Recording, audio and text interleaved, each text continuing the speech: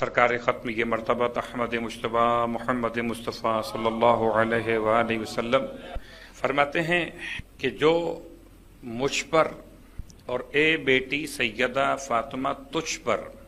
3 دن تک سلام پیش کرے، اس میں کوئی شک نہیں کہ ہر معصوم کے مقام کو الگ انداز سے بیان کیا گیا، لیکن اس میں بھی کوئی شک نہیں کہ خدا نے صنف مرد میں 1,24,000 انبیاء بھیجے اور صنف مرد میں 13 معصومین کو پروردگار عالم نے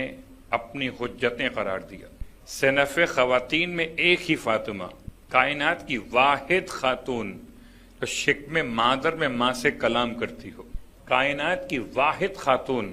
کہ جس کے وجود مقدس کو پیغمبر سونگھتے ہوں تو جنت کی خوشبو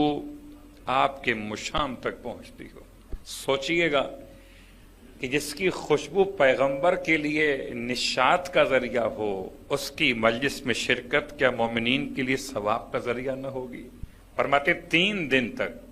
اگر کوئی شخص مجھ پر اور اے بیٹی فاطمہ زہرا تجھ پر سلام کرے تو خداوند عالم اس کے گناہوں کو بخش دیتا ہے۔ جب کبھی گناہوں کی بخشش کی روایت پڑھی جاتی ہے تو جو علماء کا طریقہ کار ہے سمجھانے کا وہ یہی تو ہے کہ وہ تمام گناہ مراد لیے جاتے ہیں جو خداوند عالم کے کسی حکم کی نافرمانی کی بنیاد پر واقع ہوئے ہوں، لیکن اگر کوئی گناہ ایسا ہو جو انسان نے انسان کا حق مار لیا ہو تو یہ تو انسان کو اس انسان سے گلو خلاصی کرانا پڑے گی۔